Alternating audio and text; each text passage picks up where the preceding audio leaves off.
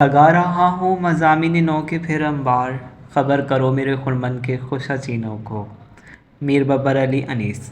میر انیس 1803 میں فیض آباد میں پیدا ہوئے۔ فیض آباد، ہندوستان۔ ان کے والد میر مصطفی حسن خلیق قطبی مرثیے کے ایک بڑے اور نامور شاعر تھے۔ انیس کے پردادا ازحق اور دادا میر حسن تھے۔ یہ بات بھی قابل غور ہے کہ اس خاندان کے شاعروں نے غزل سے ہٹ کر اپنی الگ راہ نکالی اور جس سمت کو ہاتھ لگایا اسے کمال تک پہنچا دیا۔ میر حسن مثنوی میں تو میر انیس مرثیے میں اردو کے سب سے بڑے شاعر قرار دیے جا سکتے ہیں۔ عمر گزری ہے اس دشت کی سیاہی میں، پانچویں پشت ہے شبیر کی مدحائی میں۔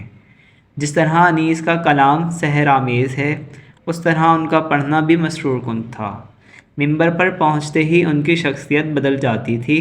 آواز کا اتار چڑھاؤ، آنکھوں کی گردش اور ہاتھوں کی جنبش سے اہل مجلس پہ جادو کر دیتے تھے اور لوگوں کو تن بدن کا ہوش نہیں رہتا تھا۔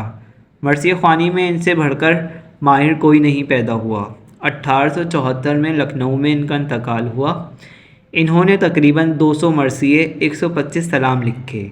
اس کے علاوہ تقریباً 600 رباعیاں بھی ان کی یادگار ہیں۔ خیال خاطر باب چاہیے ہر دم، انیس ٹھیس نہ لگ جائے آپ کی نو کو۔ انیس ایک نام بغیر شخصیت تھے۔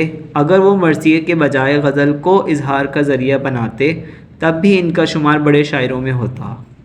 میدان کربلا میں جب امام حسین علیہ السلام خیمہ سادات میں اپنا آخری سلام پیش کر کر میدان میں آئے تو میر انیس اس لمحے کو کچھ اس طریقے سے بیان کرتے ہیں: حسین جب کہ چلے بعد دوپہر رن کو، نہ تھا کوئی کہ جو تھامے رکاب توسن کو۔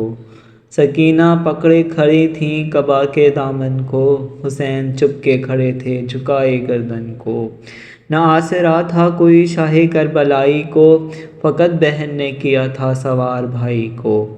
در خیام پہ اہل حرم بلکتے تھے، زمیں پہ عابد بیمار سر پٹکتے تھے۔ بہن جو روتی تھی مڑ مڑ کے شاہ تکتے تھے، زبان یہ سوکھی تھی کچھ بات کر نہ سکتے تھے۔ پکارتے تھے حرم شاہ نامدار چلے، حسین مرنے چلے اور ہم کو مار چلے۔ کوئی تو کہتی تھی رو رو کے یہ الہ فریاد، ہماری بیٹیاں ہوئیں جنگل میں برباد۔ کوئی ملول کوئی نوحہ گر کوئی نوشاد، کہیں زمین پہ باقر تھا اور کہیں سجاد۔ فلک پہ گل تھا کہ روح بتول روتی ہے، سکینہ 4 برس کی یہ یتیم ہوتی ہے۔